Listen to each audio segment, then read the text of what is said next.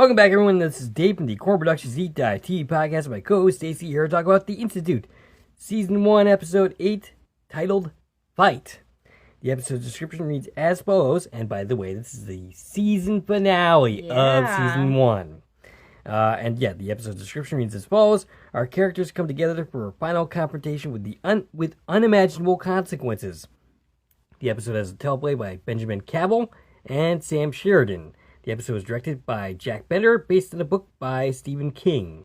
Before any further, I'll tell you a couple things. One, this is not a support-free podcast. If you haven't watched the episode, I highly recommend you go check it out, and then come back and give us a listen. Secondly, if you're listening with one of the platforms that this podcast is now available on, please follow, and feel free to check out our YouTube channel, Korman Productions, where additional content can be discovered. If you already are on our YouTube channel, please like, share, and comment, and subscribe to the channel. Alright, so, shout-outs this week. A big one for the Institute itself. Yeah. Because this is officially not just going to be a one-season hit wonder. We are getting a Season 2. Yeah, it has officially been announced. Season 2 has been officially announced on Friday, ahead of the season finale airing, which is super cool. Now, we knew they were talking about a Season 2, but it's official now. It's going to happen in 2026. Yes. I think it said in 2026. Now, when did they say they said they were starting shooting February 26th? Or that's when they plan on airing it? No, I didn't say February. I just said in 2026. Oh, in 2026. Okay. Like, so next year. Okay. Yeah. That's exciting news. And they are definitely moving beyond the source material for this because where we end in the finale definitely covers the book. I mean, in the book there was like an epilogue of these kids going home or whatever. And that's clearly not what we're going to do for Season 2. Yeah. So, well, we'll talk at the end, speculations. Okay. Let's get through like the actual discussion of the episode. And then at the end, we'll talk what could this mean for Season 2. Yes. Which we know Stephen King is involved in developing that story. He's actually the first one who announced the renewal. Okay. Before we even got the press release from MGM, Stephen King had announced it. All right. So he's officially involved is what I'm trying to say. Gotcha. Not just his good. name. Right.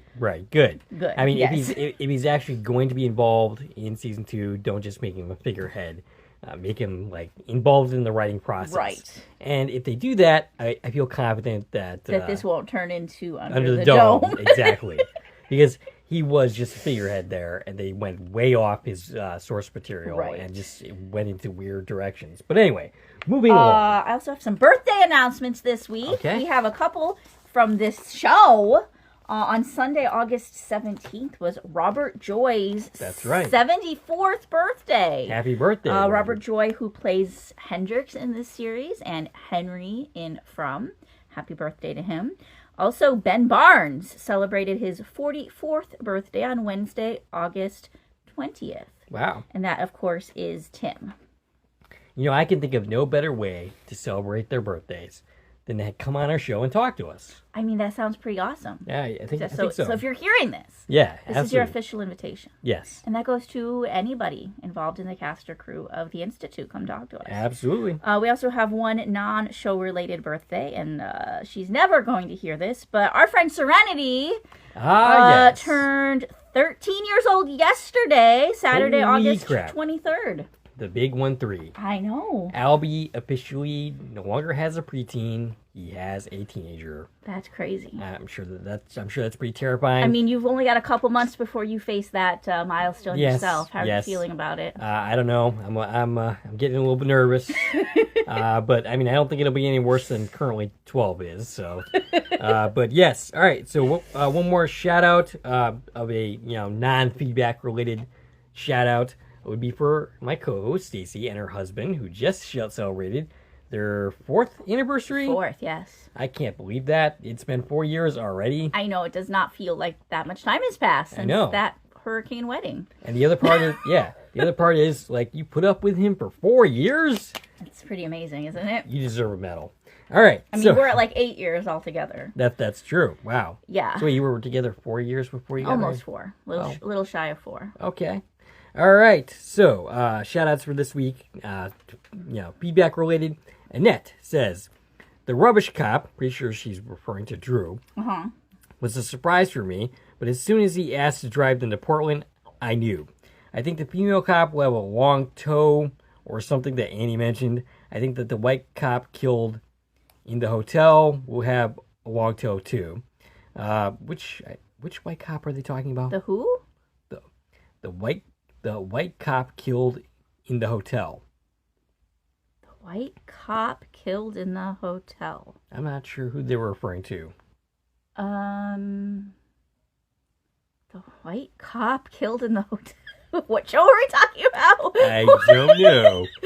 Well, the only cops that were killed was Drew and the chief. Right. We know the chief wasn't in on it. He's also not white. Right, and none of this happened at the hotel. Do they mean the white guy that runs the hotel? Right. Not the white cop who died in the hotel? Or are we talking about Michelle? She wasn't a cop, but she died in the hotel. Oh, you know what? I'm pretty sure that's who she's referring to. Michelle. Even though she wasn't really a cop. She wasn't a cop, no. I'm not sure. Okay. So the purpose of the Institute was lackluster for me and doesn't make much sense, but I've enjoyed episodes 6 and 7 despite its flaws. It was enough for a plot that I could fathom. So, who is this who that you just read? Annette. Okay, so Annette she's is new. Hi, Annette. Welcome. She's talking about the toes, so that's something Annie said very early in the season. Yes. And I think she was talking about like lizard people or aliens or something. Do we think that's where we're going with this story? I sure hope I don't not. think that's where the book went, right? Otherwise, we're going Under the Dome territory. Right. I mean, it could be the sequel to Under the Dome. I hope not. Because, that story is still unfinished. The series was left very much on a cliffhanger where these aliens are, spoiler alerts for Under the Dome, the series, the aliens have embedded themselves into our world and they're free now. And what are we going to do about that? So in season 2, we should expect to see Dean Norris again. I mean, I'd be okay with that. I would. Actually, I would too. I don't necessarily need him to play Jim either. You could just bring Dean Norris in. All right, so Bryonic, also someone new, says that the Institute is basically based on real-life projects like Project Monarch, which is a MK Ultra thing. MK Ultra was an actual thing that the CIA was doing. I don't really know much about this project that he references is all about, but yeah, it's in that class of things.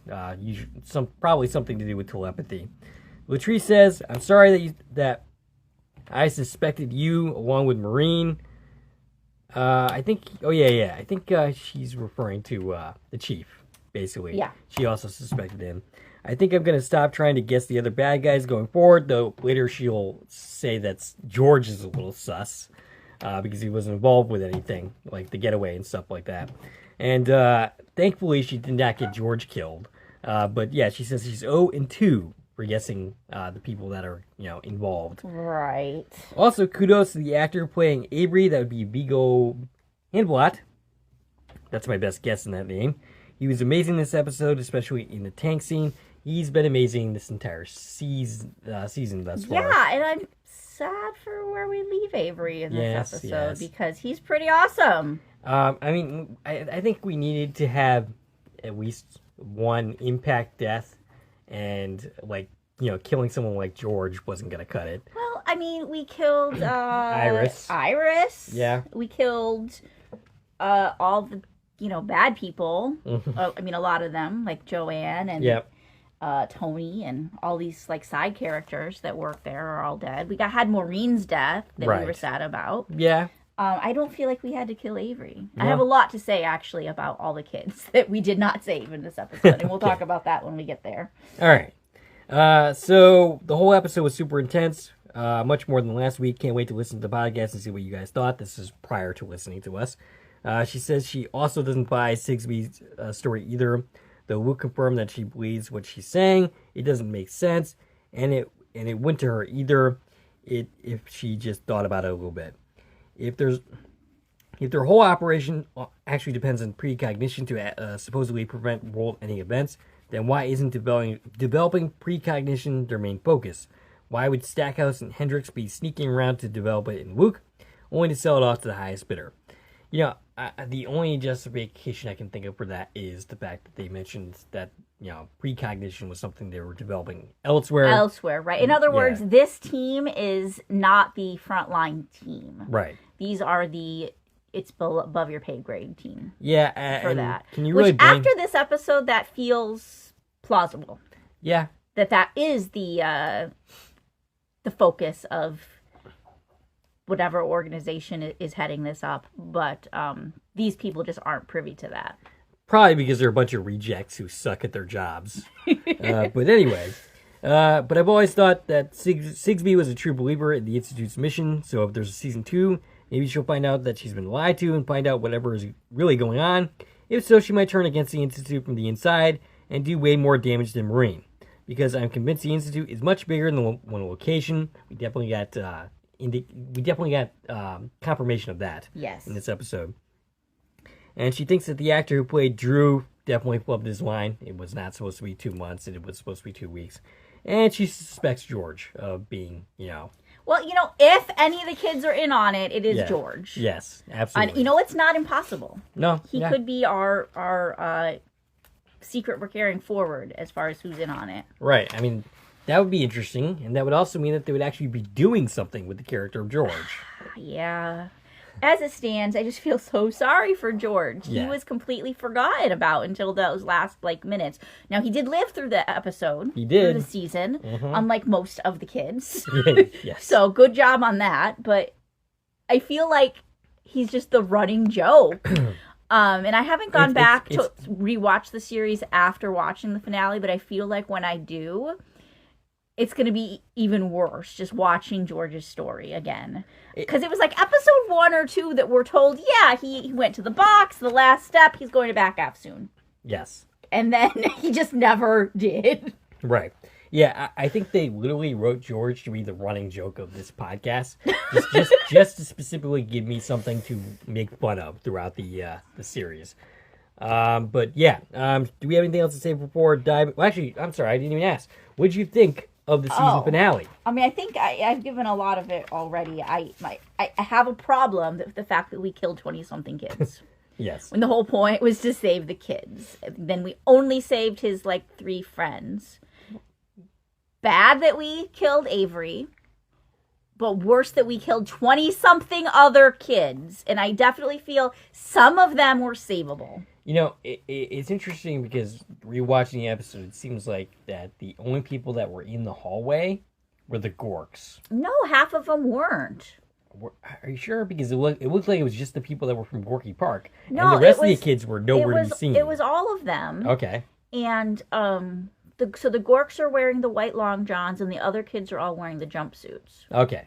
Now, they were all out of it, right? Because they were all, already in this, half-trance state. Yeah. But half of them were not technically Gorked yet. Even the Gorked ones woke up enough that they weren't dead, and I really think if we got these kids out of here, they could have got some medical attention. Right. And I don't understand why we just killed all the kids. I don't understand. Yeah. So that's my biggest thing about this episode is I'm stuck on why did we kill so many kids? But yeah, it was a fun finale. We had a lot of action, which isn't my favorite thing, but it worked here. We had some good stuff happening. I'm happy to see the Institute fall. Metaphorically and literally. But I'm a little confused on what that means for season 2. So I'm eager to have that discussion on what's still in play here and where could go from here. Gotcha. Yeah, I think all in all, it was a pretty solid finale. I do, too, also basically am very confused why we didn't try to save any more kids, other than the fact that we did not want to have that many kids to deal with in a possible season 2. I mean, they could have sent them home. Right. Yeah, they could have. But, yeah. Or they could have all died, but after trying to get them out, right. I feel like there was just this these are the little kids who matter. Everyone else, bye. That's where I say even kind of George amongst them. But as the kids that mattered. But, yeah, there's a lot of good stuff here. It feels like a very Stephen King-like conclusion. Probably because a lot of people died. Yeah. There's that, too. We have a lot of deaths, confirmed deaths. We have some questionable, what about this character and that character and this character, especially some of the smaller characters. Like, we don't explicitly get deaths for all of the guards and that kind of characters. So I'm curious, like, also, like, who could be going forward. Right. We have a couple characters we know for sure died. We have just one person we know positively made it out, as far as, like, the bad guys. Right. And then there's a bunch of people that it's like, well, maybe they got out. Right. Yeah. All right. Anything else to say before diving in? Let's go to our scene by scene. All right. So the episode begins with Sigsbee being handcuffed by Wendy. And why didn't they do that already? I don't know. They talked for like 20 minutes in the last episode. Why was she not already in cuffs? I don't know. As Luke looks on, Tim wants her to give her big speech to the real FBI. Luke starts to experience something as Avery is led into Sparkler Night. Nikki and Kalisha are communicating with Avery telepathically. Avery says he knows what Sparkler Night is because Luke explained it to him. Avery says he's been talking to him, but he's sometimes a little hard to understand.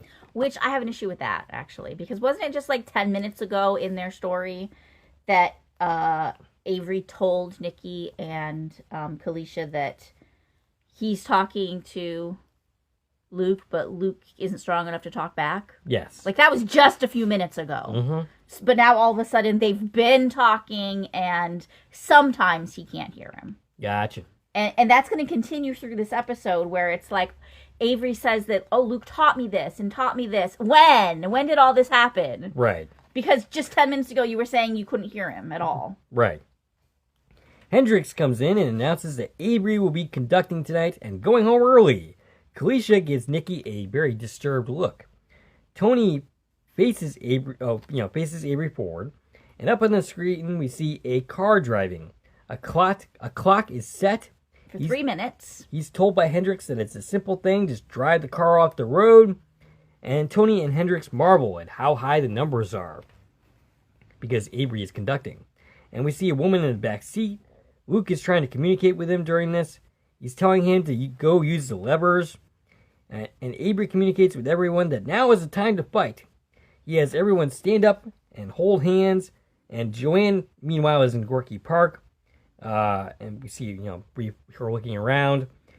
Sparklers are waved. And Luke tells him now to think of the sparklers. Yeah, which I don't understand that at all either. Right. The Gorks rise. The event they are trying to cause fails. Hendrix is pissed. And we see the other kids in the facilities reacting to something and communicating with Luke. Hendrix, like I said, is pissed. Stackhouse sees this on the monitor. And then Tony tries to taste Avery, but the kids stop him. Nikki asks him if he ever wondered how it tastes. And then they force it into his mouth, and he dies a very gruesome death. He fries and dies. Yes. We see his throat light up as he's basically lit on fire from the inside. Yeah, it's a pretty gruesome death. It was pretty cool effects. It was. So yeah, the second the taser went to the mouth, I don't know if you remember because we watched this episode together. I said, "Oh, is that lethal? Taking a taser to the mouth?" And I was like, "Never mind, that's pretty lethal." The way they're showing it, they just kept it going. Yeah, his tonsils exploded, and yeah, that was a pretty basically gruesome death, and a very Stephen King-like death. Hendrix basically sees this and decides, "I'm gonna run out of this room right now." Good call. Yeah, the weasel Hendrix, the rats are always the one that always survive. Stackhouse initiates a red alert. And we see George in the cafeteria eating a bunch of food. He's just hanging out all by himself in front half eating. It's like a table filled with just shit on the table. Yeah, he's just like, "Whoa, what's going on?" Like last episode, he got drunk, and now he's just eating all the snacks. Right. And yeah, at first, I didn't remember this shot in the episode until I watched it the second time, because I thought we literally did not see him until he was in the cafeteria later. But no, we see him right here, and like I said, they've done a pretty big salad, giving me this running joke to make throughout the season. But all right, so Avery steals Tony's keys, and Avery tells him Luke says first they need power. Luke's pissed, He's back with Sigsbee and all them, and says even with everything going on, they're still running missions. Sigsbee says they can't wait for when it's convenient to save the world. Luke asks, why don't you want us to know about the other institutes? And tells her that she fucked up. Meanwhile, Stackhouse calls for a lockdown. It seems like he should have done that a long time ago. Right. He set the alarm off, and now it seems like several minutes later he actually announces the lockdown. And then he repeatedly swears. And it's kind of funny because for the rest of the episode, it seems like Stackhouse is the only one who's actually still working here. Yeah, he feels like a competent character. Yeah. But I think the problem is he's just surrounded by so many incompetent people that it's his downfall. Yes. It's not any fault of his. He just doesn't have any support. I know how that goes. Avery opens Gorky Park. The kids are gone. But Joanne is lying on a bed in a very funny position and a very dead position. All of her limbs have been ripped off. Yes. The Gorks mutilated her. I kind of wish we had seen this. Yeah, that'd been pretty cool. But yeah, last we had saw her, she was just kind of freaking out as the kids were waking up, and it didn't go well for her, apparently. And then the kids suddenly appear right behind her. Yeah, they're like standing in the corner, and they're awake, but like not. They're like zombified. Right. And Avery says that they are the battery and we could use their power. The guards, meanwhile, are monitoring the situation. The kids are led into the tunnel. Zeke is told to shut down the power to back app, which he successfully manages to do. The kids grab hands, but it doesn't do any good. Yeah, so they're trapped in this tunnel. The electronic doors, both the one they came through and the one to get out of the tunnel, have been disengaged. So they are stuck in the tunnel, and that's where they're going to stay for most of the episode. Right. Stackhouse suggests he's literally using the term a final solution. That he needs a final, if they need a final solution for the kids, how would they go about it? So this whole Nazi symbolic stuff that we've been talking about all season long, they're just outright saying it here. Yeah, which I find really weird because why are we going to kill the kids? Don't they need these kids to do these missions? And without these kids, the missions fail? Well, I guess... Aren't these kids so important that we should be trying to save them? Salvage them in some way? Neutralize them, but not kill them? Yeah, I'm not sure, but I'm thinking that Stackhouse thinks that they've gone completely rogue and there's no getting them under control at this point. But he's shouldn't they be looking for, trank darts or something at this point? Perhaps. But I think he's suggesting that this as a last resort. Right. But he wants the option there. Right. But yeah, so a guard suggests... This is security guard number 2, who we met before. We get his name this episode. Which is... His name is Fellows, but we've seen him before. He's played by Mike McLeod. So he's basically suggesting bleach, toilet bowl cleaner to make chlorine gas. Stackhouse orders it, but just as a contingency. Sigsbee, meanwhile, tries to appeal to Tim, saying all the greenery, the trees, the grass, it's all going to be in flames. And she says that she doesn't expect others to understand it, but he of all people should. And, it's really interesting. I'm not entirely sure why Sigsbee thinks that just because Tim killed a kid to prevent a massacre, that he would understand, killing all of these kids. Right. Yeah. There's a big difference there. Yes. It's not the same thing. The kid that Tim shot was the one who was about to kill everybody. Right. These are innocent kids. There's a big difference between sacrificing innocent people and stopping a perpetrator who's about to commit murder. Right. And Tim is not very sympathetic and actively is very hostile to her. She calls him insane for thinking saving millions isn't worth a few kids. Can't, make an omelet without breaking a few eggs. Anyway, Avery is trying to communicate with Luke, but he is too far. Tim, Sigsbee, Luke, and Wendy go to her squad car. Luke tells them to stop the car and get out, and telling them that Avery needs to answer the big phone and can't do it on his own. He seems prepared to run to the institute or something by himself. Yeah. So, but Ben calls after him and says he doesn't know what the right thing is anymore, but he knows that he believes in him. Tim, that would be. What did I just say? You called him Ben, which is the actor's name. Yes. Actually, that's in my notes. Whoops. I wonder if you do that the whole rest. and he says that whatever Luke wants him to do, he will do.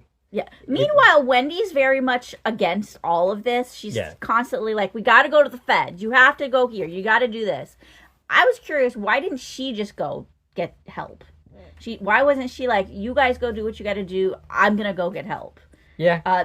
But they don't separate. They stay together. And I'm kind of glad they do. I like Wendy. I hope that, that she's part of this married gang going forward. It seems like she's going to be. But I was waiting the entire episode to see them make out, and it never happened. So yeah, basically, Wendy's basically like, you can't make it his call because he's just a kid. Tim says the grown-ups are the one that fucked it all up. So they decide to call Stackhouse from Sigsbee's phone.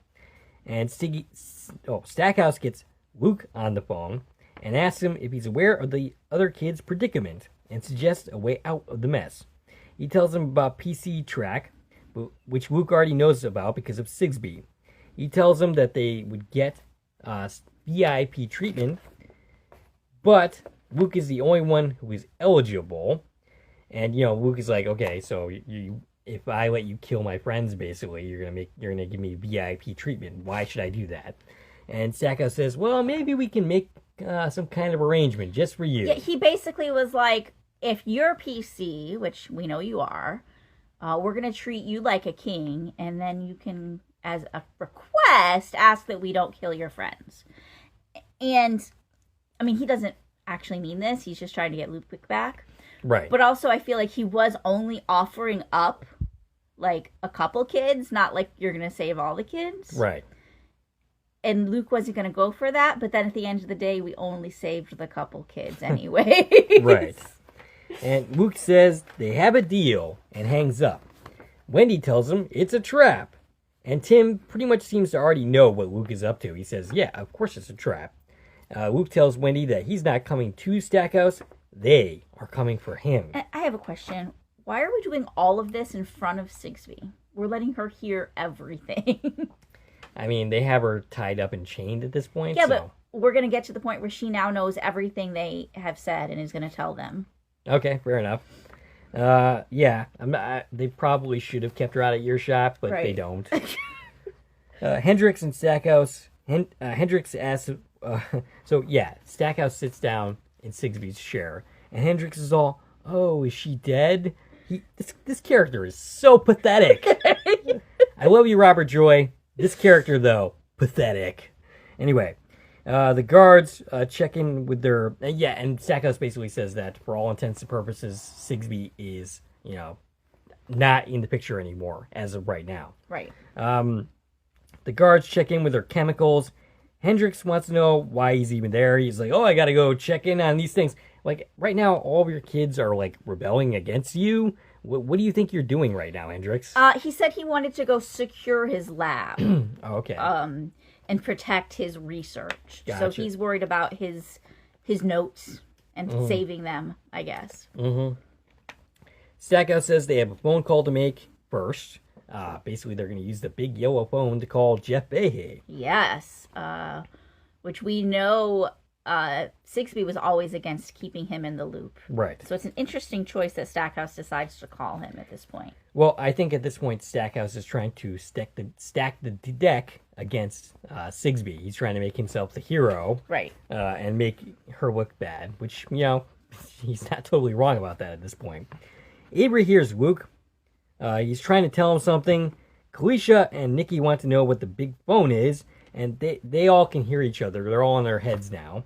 But Avery still isn't sure what's going on. What the big phone neither is the audience. Right, no, we don't know what the big phone is. Like, I don't see a phone anywhere in here. Anyway.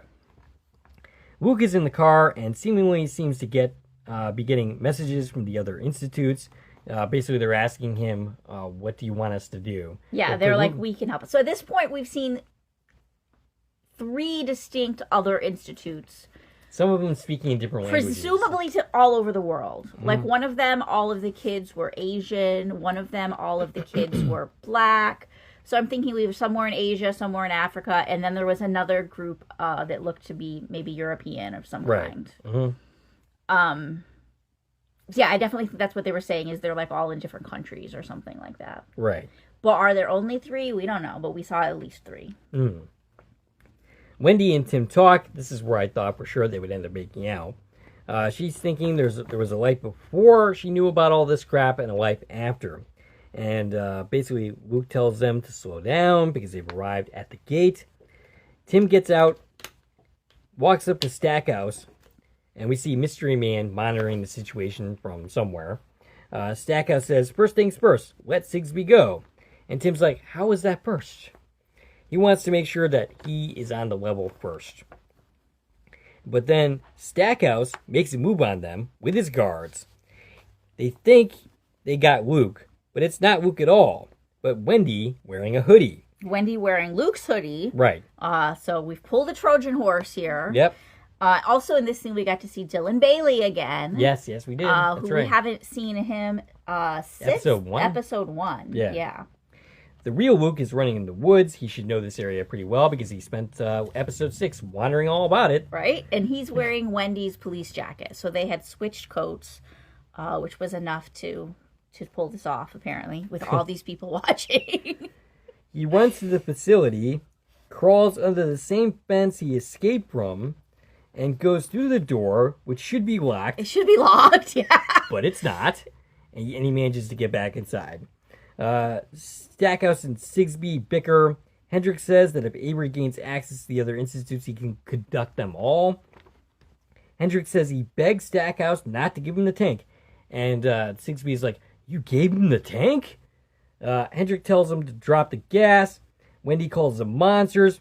Sigsbee tells them that they are realists. Sigsbee says if they wipe out that crop, they might as well gas themselves. And Stackhouse instead takes the guards with him and brings Tim and Wendy along. At this point, I'm thinking, why? Why are they bringing him along? Just shoot him in the head and be done with it. Because they got to make it to season 2. I mean, fair enough. But if you're really in this position, you're just going to shoot them and be done with it. Right. They're ready to kill the kids. Why are we not ready to kill the cops? Right. So Luke sneaks through the incinerator into Gorky Park, where he finds the gruesome remains of Joanne. He steals her keys. Is this the spot where we last see Hendricks? I think it is. Not yet, because we still have another conversation with... it's coming up, but... Okay. Oh, actually, you're right. I have in my notes, it appears... No. So, Sigsbee... I actually skipped over that, my bad. Okay, so Sigsbee takes Hendricks... She asks him where his car is, and she takes his car keys. Right. And takes off. It looks like he follows behind her. He doesn't fall behind But her. we don't see him again. No. To me, it kind of looks like he just goes the other direction. I'll go through the scene. So, yeah, Sigsbee wants his car, wants to go to the office to tell the mystery man about what's been going on. Hendrick tells her that they already called him. Sigsbee tells him, for a really smart person, he's really dumb, saying Stackhouse is going to kill him. Hendricks pathetically says that Stackhouse needs him. The project needs him.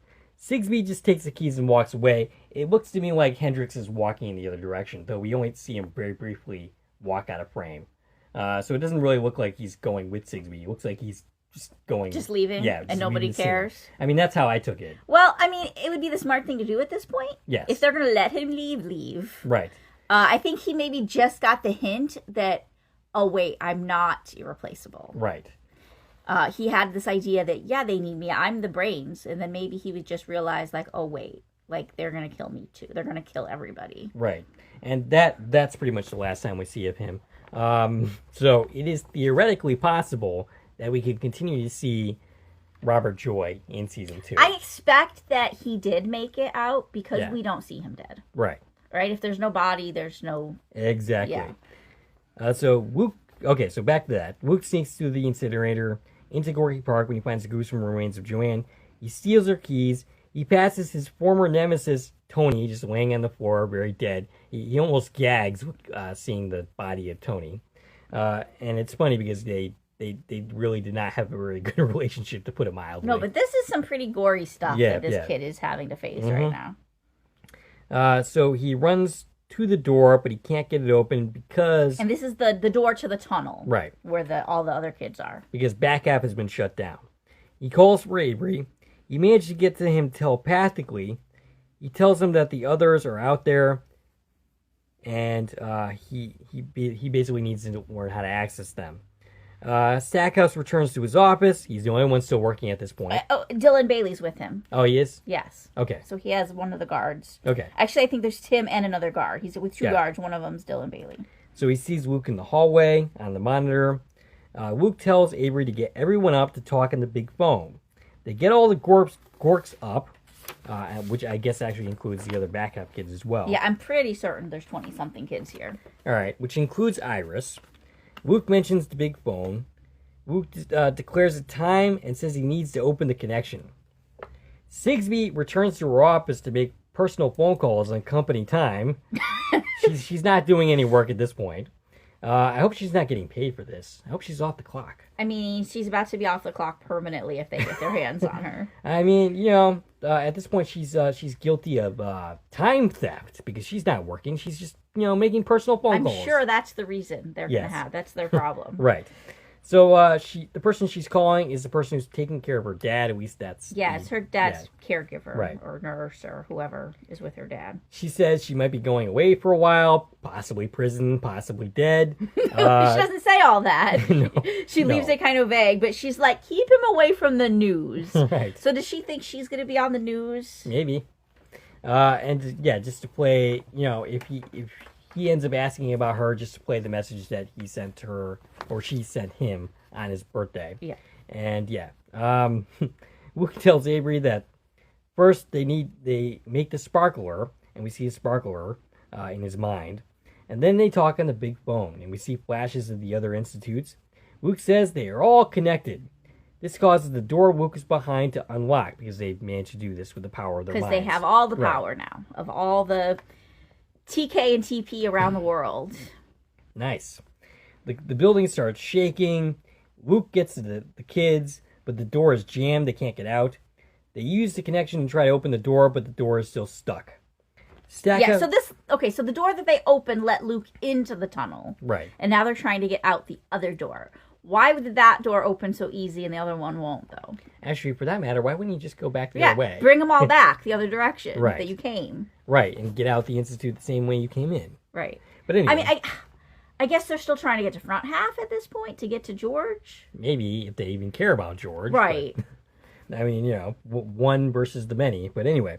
We don't care about this many, apparently, though. Stackhouse sees the walls crumbling. He orders the gas dropped. We start to see it come out of the vents, but they successfully break the door open at least far enough to get one person out at a time. The door opens, but I guess it's going to close quickly is what's happening. Okay. Or it looks like it's jammed or something. I don't understand this part. Okay. I don't. I really don't. It looks like maybe it was not able to get it fully open. Well, they got it open. Right. Luke, Nikki, and Kalisha get out. Mm-hmm.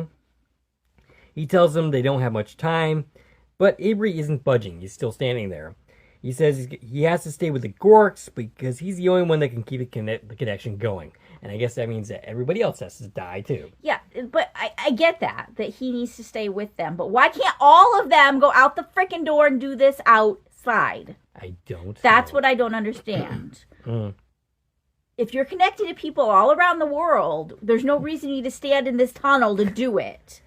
Can't you just lead everybody out the door and then figure it out once you're outside? Later, the kids give Avery a motivation suggesting that conducting all those kids will probably lead to him being gorked. Right. So he doesn't think he's going to make it. Right. The gork kids are already gone. Right, but there's still 10 kids that aren't gorked. Yes. That don't leave. Nobody mentions saving them. Right. And again, even the gork kids, that's got to be better than dead. If you actually get medical treatment by people who want you to live. Right. I don't understand. Well, I mean... why we're not trying to get medical attention. Or at least save the kids that aren't gorked yet. Fair enough. I don't really have answers to those questions. The only thing I could say is that they kept repeating that once you're in Gorky Park, you're done. You're gone. But that's because these people are just going to use your brain until you die. Right. I mean, maybe if they tried to save you. For that matter, Kalisha was pretty much gone, like the other back half kids at that point, and Avery got her back. Right. So if Avery went with them, then Avery could perhaps wake these other kids up as well. So, yeah, I'm not really sure. I just don't understand. Okay, so there were 28, and so there's 31 kids altogether. Yes. We say 4. So, how many is that? 27 kids died. 28 kids minus 4? That'd be 20. No, it was 28 plus 3. So there were 31 altogether. Gotcha. That's when we got to count. There were 3 in front half and 28 in the back half. Okay, yeah. So there's 31 kids altogether in play at this point. Okay. And we say 4? We say 4, right? Gotcha, yeah, okay. Yeah. So that's 27 kids that died. So yeah, I thought you were minusing from 28. But yeah, anyway. 27 kids died. Yes. In this scene. And it's just like, oh well. Like the whole point was to come back and save the kids. But he only saved Nikki, Kalisha, and George. Hey, we saved George. What else do you want? But anyway. All right, so Sigsbee goes to her desk to grab a picture of herself and her dad. At least I'm pretty sure that's what's going on here. The kids are running through the crumbling building. They stop at the cafeteria. George is literally hanging out in the cafeteria as the building is crumbling. Yeah. You think he'd have went outside already on his own. Right. It would have been really funny if the entire building exploded and we still see George standing in the middle going, what the heck happened? But yeah, anyway. So they get to George. George joins their group, and they run out to the playground from the cafeteria. The building's still breaking. Right. Stackhouse tries to get out, but the floor ends up swallowing him, and he dies. Yeah, he looks very dead. Sigsbee is still in her office as it shakes. Her office is really starting to crumble. Ceiling tiles start to fall. She's just kind of standing there. She looks scared. She does look scared. We never actually see her get out of the building. Right. But apparently she does. But she does. Somehow. This is the last time we see her before we see her at the end. Yes. Luke watches the building crumbling. He has flashes to Hendrix and Tony, and Avery tells Luke thanks for being his friends. He loved having friends. Tim and Wendy are watching this from a distance as the building starts to rise up. I'm pretty sure this is Luke raising the building. Yeah, so Luke's having these memories of Avery and how he was treated here and his parents and all these little flashbacks. And I think the insinuation is he got upset enough, because remember he said he has to get upset? Yeah. He got upset enough, and that plus connecting with everybody, he now has the power to lift the whole building. All right, so, and then it ends up falling back down. There's a big, basically, boom. There's a lot of dirt. Tim takes advantage of the distraction to get the better of the guards. The mystery man has been watching this. He basically, sigh. I knew all these people sucked. I should have never hired any of these people, and he's right. He doesn't actually say any of that, but he calls for a burn team. A full clean. Right. Meaning kill all of them. Nobody's leaving this scene, basically, is what the burn team means, I'm pretty sure. And then goes out and plays with his grandkids.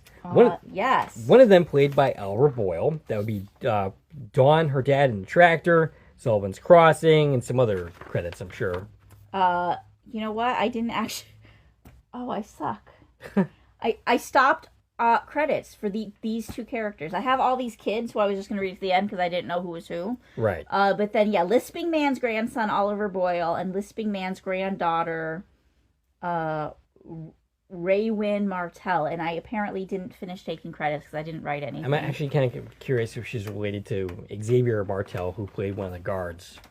Oh, possibly. Yeah, I can't believe I didn't look this up. And then the last credit of the episode, I didn't look him up either. I must have got distracted in the middle of doing my credits. Well, we know who Oliver Boyle is. We know who Oliver Boyle is. We've talked about him many times on our channel. Yep. He was in Sullivan's Crossing. I know you just said that, but he was the boy in he was the Smith's son in season 1. Okay. It was his sister that got kidnapped. That's right. Of course I know that. And then, of course, he was a character, I forgot who he was playing exactly, but a character that was in Dawn, her dad in the tractor. Yes. He looks very different now from his appearance. Yeah. Well, we don't see these kids' faces. We just kind of see the back of their heads. Right. But this didn't look like him in size, shape, or hair. Right. At all. I mean, kids do grow up. We're told this is Oliver Boyle, though. Right. Now, that's the way they didn't show the face of these grandkids. I feel like those could be characters in the second season. Okay. Like, they could recast them even, you know what I mean? Right. Like, they didn't show us what they look like. They're just like, hey, here's the back of these two kids' heads. Right. Luke. Also, I want to point out that this seems the very first time we have a full view of Jeff Fahey's face. Yes. Yep. Which is kind of weird. Like, Right. we know it's him. He's been credited. Right. We kept him all mysterious, though, and now we're seeing his face. Like, I'm not sure what they were going for with that whole Yeah, I mean, thing. he's not like a recognizable enough actor to be like, oh my god, it's this person. I mean, we did the first time, like, we saw him in the shadows, right? right? Yeah. Anybody who knows who he is knew who he was then. I mean, we knew that because we know this man, right? And we saw him in the credits, but like the average person is like, okay, right? Like, I don't quite. You know what? I kind of got watching him, like he's watching everything on the monitors, and we never see his face, and now we do. It was giving me Inspector Gadget. That's what I was just thinking. Yeah, like what, the claw. Yeah. Where he just watches on the monitors, but we don't see his face. Right. So it would have been funny if he had like a cat and he had like this metal arm, but none of that. All right. So meanwhile, Luke. I lost my place in my notes. Luke says Avery's name. Kalisha said he would have been gorked. Maybe he felt this was better off. He was better off doing it this way. They mourn their friend, and Kalisha asks, "Now what?" Luke says Tim will know. I have one more question. Didn't they just leave the cafeteria? They left the cafeteria and then they ran a little bit away from the building. Weren't they in a fenced area there? Yes. I didn't see them breaking the fence down. Right. I guess we skipped that scene? I guess so. Tim approaches and asks if he's okay. He's specifically talking to Luke. Did you say the part where Tim and Wendy got away from the guards? Yes, I did mention that. Okay, yeah. So we don't see them killing those guards. Right. So I'm assuming they didn't kill them. Maybe they just ran off. I mean, they took the keys from the guards and held a gun to him, but I can't imagine them just killing people. Not these two, no. Yeah. They could just let him run off. Like, at this point, they don't have a job anymore. Right. They're probably going to be executed. But actually, Sigsbee says that there'll be like a race from existence. Right. Anybody who got away from this building, life is in danger. Yes. The good guys and the bad guys. There's Right. no more sides at this point. Right. They are all going to be killed if Jeff Fahey's people find them. Right. So Tim ends up hugging Luke. It's almost like he's taking over the role of father figure. Yeah, I mean, I said that the minute they met, that's where this was leading. Right, yeah. And they all introduce each other. We introduce the kids to Wendy and Wendy to the kids. And we have a group of 6 people now. Yeah. Luke says he told them that Tim would know what to do next. And Tim says they have to get out of there before reinforcement shows up. That seems pretty logical to me. And then they start walking. Luke asks, then what? Tim says he has a plan. Luke says, no, you don't. And Tim says, get out of my head. It's very cute. It's this cute little setup for like, oh, we're going to just have a merry comedy adventure together. They're setting off for some big adventure. Right. And then we cut to a truck. It's late at night. A person is waving it down.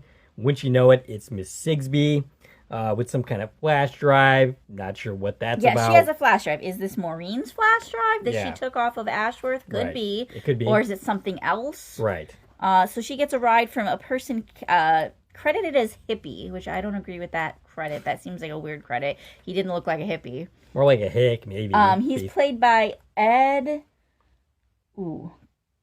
Kufelec. Sure, sounds good. Quefffelec.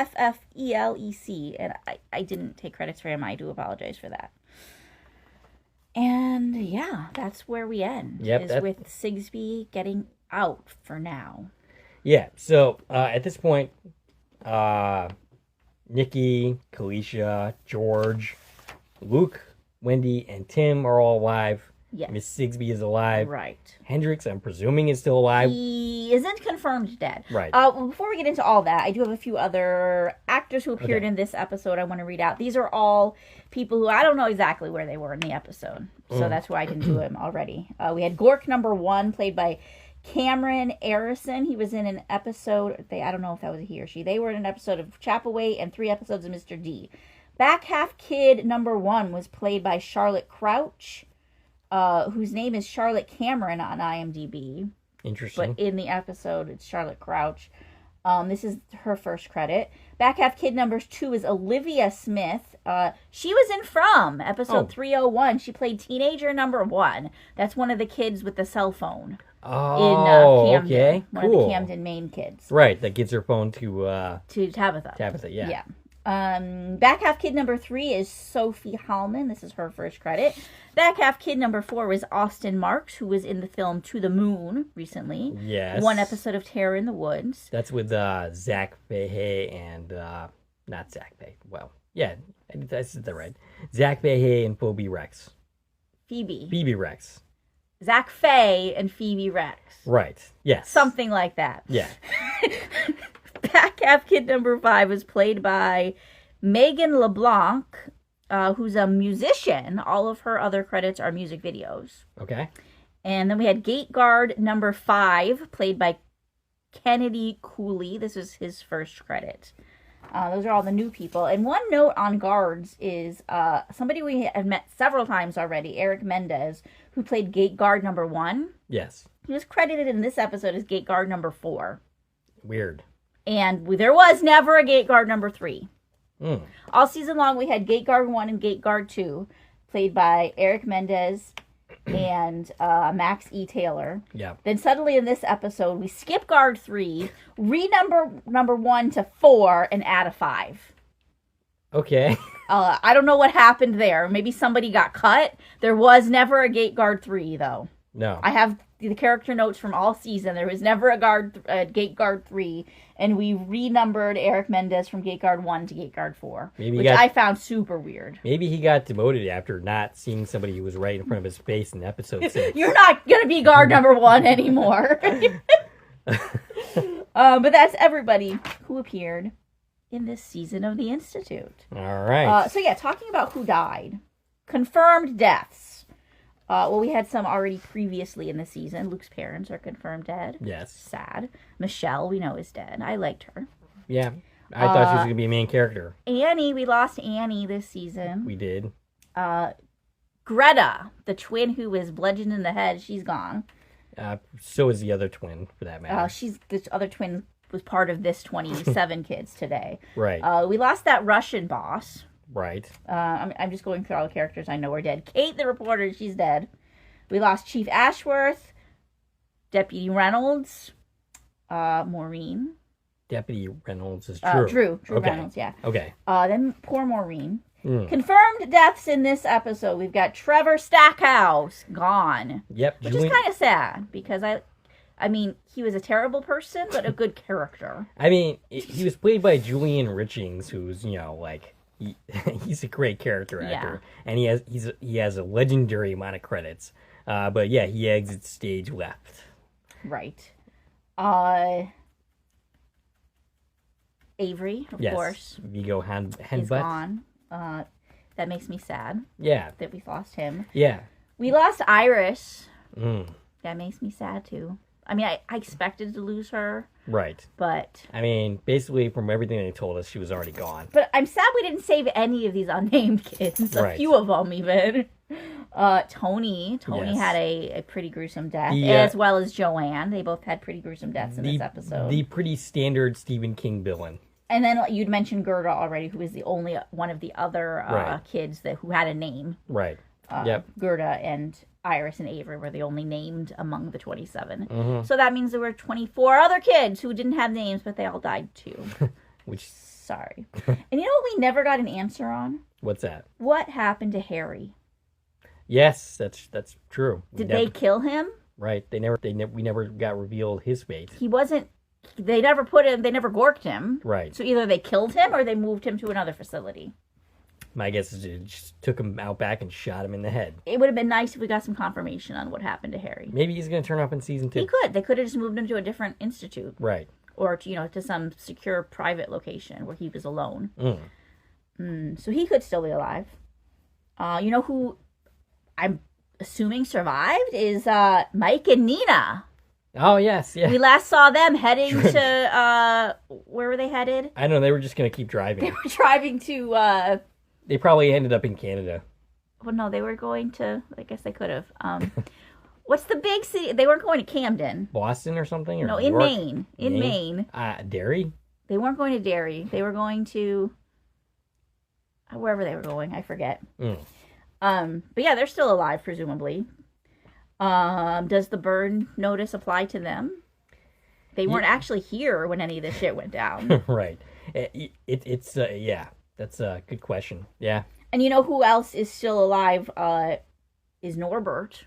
Yes. Hollister. Is Right. he going to be executed? I mean, what did he do? I don't know, but he's part of this team. I mean, barely. He just sat in the hotel the entire time. It's not like he's responsible for why everything went shit sideways. But we didn't hear about the guards specifically, like the Burley guard and Dylan Bailey and Zeke. We don't know specifically if these characters died. All of 3, 4, 5 of the gate guards. Yeah. We didn't see any of them die. Right.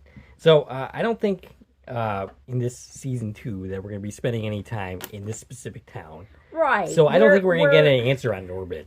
We might, though. He could still be an asset for them, and they could send him to a different somewhere else. location. Okay. Or, Yeah. Okay. I mean, I don't know. I feel like we can't abandon this story entirely. No, I'm basically I just don't think it'll be in this location. But will it just be these 6, 7, 8 people? Right. The 6 that left, Sigsbee and probably Hendricks that appear. Yeah. So you know who's still alive? This is the most important one. Oh yes, I know where you're going with this. Tell me. Bob Man. Bob Man, who played Will. Will is still out there somewhere. Yep, they didn't kill him. You know, he could be from upstairs. He could. Remember they were talking about them sending people from upstairs to see how they handle it? Yeah. Could be Will and his wife Heather and their daughter who was never named.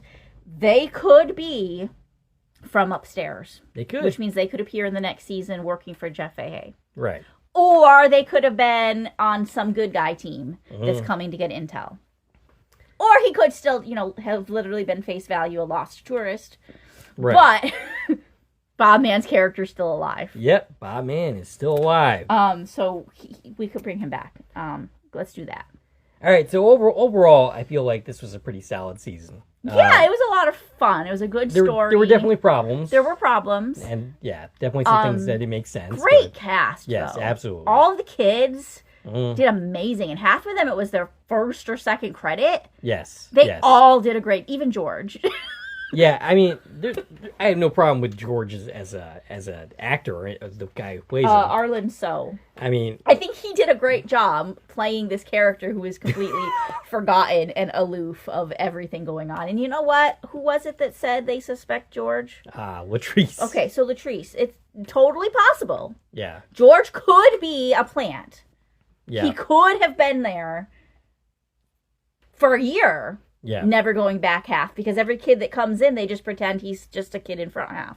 That would make sense. And that could be bad news for our team of adventurers. Right. That George is among them now. Maybe they should. It's possible. So what you're saying is they should just let George die. It's possible that he's working for the bad guys, is what I'm saying. All right. And that hasn't been debunked as a theory. So season 2, we know we're getting one. We know we're getting one. The show's still called The Institute. I imagine we're going to spend time at one of the other Institute facilities. Right. I mean, it's still... probably not going to be one of the ones that don't speak English, though. I would imagine not. Are we going to go to another institute in the U.S. or Canada that we didn't see in this episode? Right. So I think the main characters are still going to be the ones that we see, like, this season. Like, we're going to mainly follow, like, Luke and Nikki. So, okay, there's going to be 2 things they're trying to do, right? Yeah. They're going to try and save the kids at the other institutes, because they failed here. Miserably. So they're going to try closing down the other institutes and saving those kids, right? Also, save the world. All right. Now, Luke believes that Sigsbee believes that's what the stakes are. Right. So, in the chance that that's actually true... we do need to try and save the world. In the press release, which I did read through, it mentioned that basically the kids would be on the run. So right, because they're going to be hunted by. They're hunted as well as Sigsbee. Right. I foresee Sigsbee and Luke and Tim meeting up and working together at some point in season 2. That would be interesting. I don't know how you would justify that. Well, but... I do see it because we already kind of saw them having these conversations. She needs to wrap her head around the fact that you don't have to kill kids to save the world in order to join up with them. To be like, yes, we're shutting this organization down. They are evil. And let's work together to find a way to use PCs without killing people to save the world. And presuming they bring back Dr. Hendricks, Robert Joy. I hope they do, because Robert Joy. I mean, yeah, of course. How exactly would he fit into the story? Well, they are going to need someone who knows how to, so you use PC if we kill off the actual bad guys. So you think that he's going to team up also with Miss Sigsbee and the kids? Eventually, yes. Yeah? I think that's an end goal. Interesting. He's going to be the one, because they need someone who knows the science of it, right? Right. Or he could be back working with the Institute. I mean, he could be, but he's definitely on that burn notice. Yeah, I mean, like, how much responsibility does he hold? I think it means we're definitely going to see more Jeff Fahey. That's true. Which is awesome. Yep. Because he obviously is the big in charge. Right. Of whatever. And we still don't know who is running this. Like, he's running this, but who the frick is he? What organization is this? Is this government? Probably not, because it's around the world. Right, because, is this like some Illuminati type organization? I'm thinking it's like some type of cult, like that's working like outside of the government, because he, are there aliens with toes maybe involved in this story? Maybe. I think, I don't know, like Tim mentions like, oh, we're going to have you go talk to the real FBI. If the Institute were working with the government... she would have said something right then and there. Well, I mean, it wouldn't even matter if he went to the FBI, because the FBI is another branch of the government. So it's like, yeah, we know what they're doing. So what? But yeah, so there's some interesting possibilities. I do have concerns because we are moving beyond the source material. Right.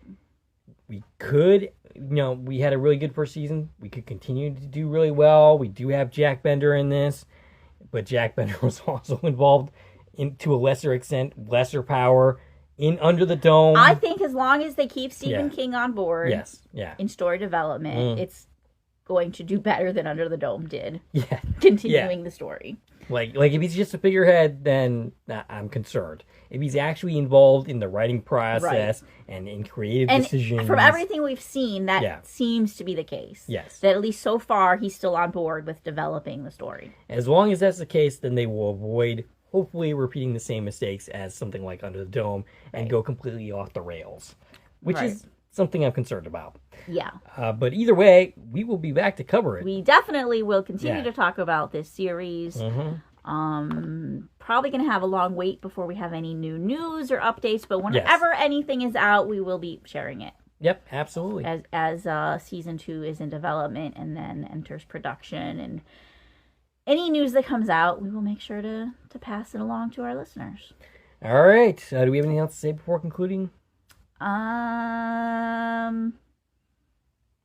What else do we have going on that we can tell people about? We will be getting back to Under the Dome soon. Yes. So if you do like that series, and if you were listening to us, we covered 1 season and like 2 episodes of season 2. Right. And then we put it on hiatus to talk about this show.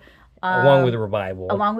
So we're going to be going back to Under the Dome. Check out Revival. If you haven't watched Revival yet, it's streaming on Peacock right now in the U.S., on Crave in Canada. Go check that show out. We are waiting for a season 2 announcement of Revival. Yes. And it's another fun, amazing sci-fi show. So go check that out. Definitely more quality sci-fi. We have some interviews with some of the cast, and we're going to get some more in there. And hopefully we're working on trying to get some Institute interviews as well. It's goals. Yeah, we have nothing lined up as of yet, though. And, of course, we'll be talking about the last 4 episodes of Quantum Leap, and then we're going to cover the first season of Paradise. Yes, Paradise with Sterling K. Brown. We're going to be talking about season 1 of that, and then season 2 will be coming out before we know it. Yep. And of course, all the usual movies. On that note, from season 4, we'll be back in the spring, so make sure you're sticking around for that. And if you've never watched From, go watch From. There's 3 seasons out. It's amazing. Yeah. And it's the same, it's filmed in the same area as the Institute. Jack Bender, who directs the Institute, is one of the showrunners. and it's amazing. I can't imagine there's people watching the Institute and listening to us talk about the Institute that don't know From. But sure. if there are, yes. go watch From. All right, we'd like to hear from you. What'd you think of this season? What'd you think of this episode? What'd you think of this podcast? Stacie can be reached at. I can be reached on Twitter, X, Instagram, Threads, and Blue Sky at TV and Coupon Talk. And don't forget to also join the Facebook group, the Institute MGM Plus Series Fans, which I am running, and we can keep talking about the show over there. All right. If you like this video and want to support the channel, the number of ways to do so, you can follow me on Twitter at Korman Productions. You can join the Korman Productions Facebook page. You can buy something from the Korman Productions store on Zazzle. You can buy me a copy. You can join the Korman Productions membership for 99 cents a month. And of course, you can like, share, and comment on this video, as well as subscribing to the channel. This is Dave and Stacie from Korman Productions, signing off.